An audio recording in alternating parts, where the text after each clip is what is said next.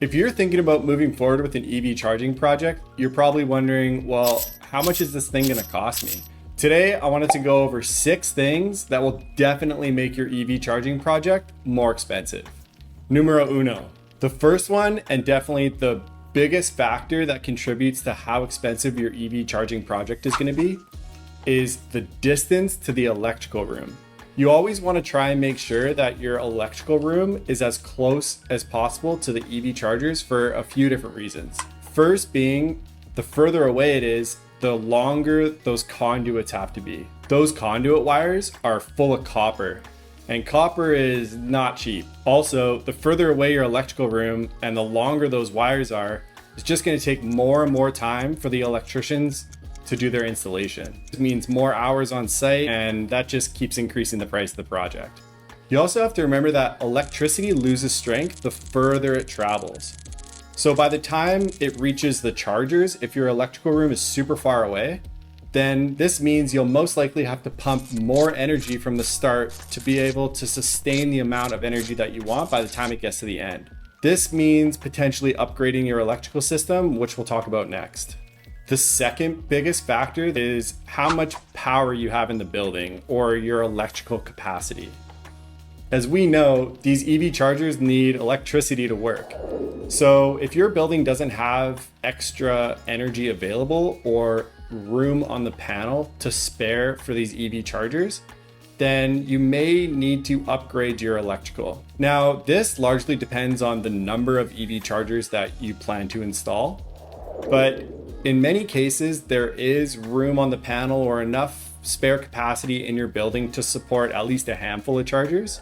But if you're looking to go north of 10, maybe 20, or even your entire building, depending on what your application is, then there's a high chance that you're going to need to install another transformer. In addition to this, something to look at is what's called room on the panel.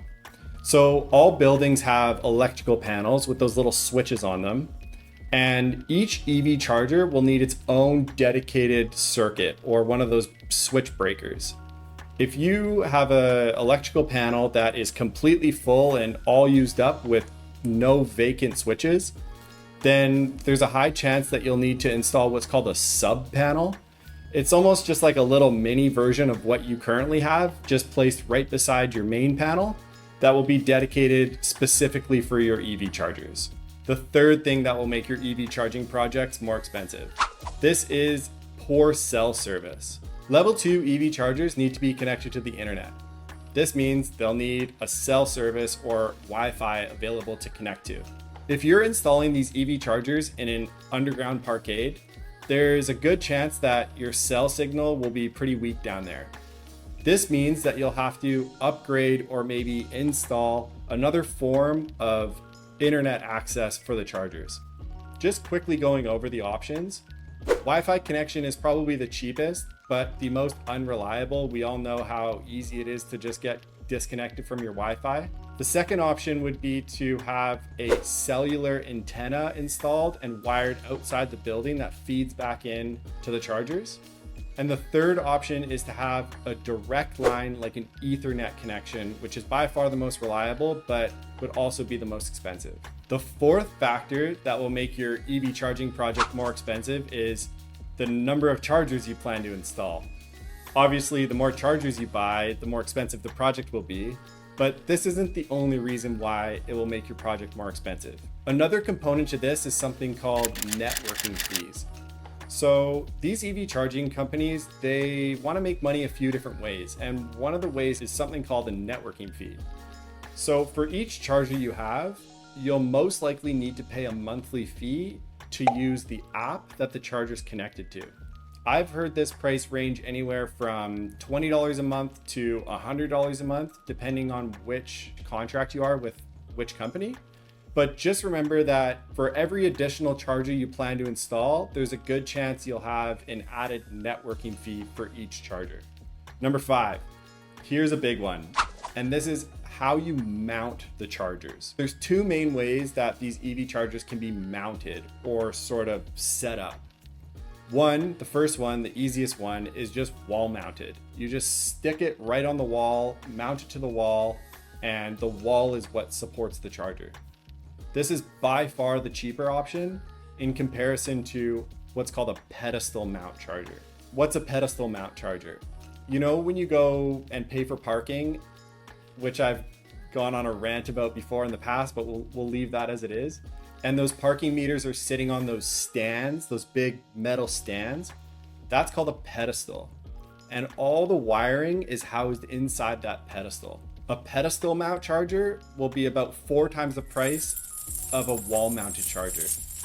And this is because of the installation. So in order to install a pedestal mount charger, you're gonna have to jump through so many more hoops. One of those is digging up all the concrete from the electrical room to the pedestal mount charger to run all the wires underground. This is brutal and also super expensive and takes forever because not only do you have to pay for someone to dig up all that concrete, but you also need to apply for a building permit to the city for them to allow you to actually do all this work. If I can recommend one thing, if you take away one thing from this video, it's really try your best to make sure you go with wall mounted chargers versus a pedestal mount charger. Number 6, the height of the ceilings. As we touched on before, these EV chargers need conduit wires running from the electrical room to the chargers. And sometimes these conduits run alongside the walls, but more often they'll run up along the ceilings.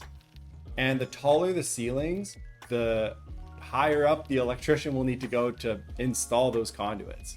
Most electricians aren't 12 feet tall, so they'll need to rent what's called a scissor lift. You'll be responsible for paying for the cost of the scissor lift. It's not the most expensive thing, but it will be an added cost that will increase the price of your project. All right, so there you have it. 6 things to look out for that will definitely make your EV charging project more expensive. Installing EV chargers is not a one-fits-all situation. There's lots of different ways you can approach this thing, and like the old saying goes, there's more than one way to skin a cat. There's always solutions at hand. If you're going through this yourself right now, feel free to give me a shout. Let me know the details of your project, and I can definitely find a way to make the overall experience less expensive for you. Keep in mind, there's a lot more information on my website, so feel free to check it out. It's strongenergy-ev.com. Again, I'm here if you need anything. And as always, thanks so much for checking in, and I'll catch you on the next one. Cheers.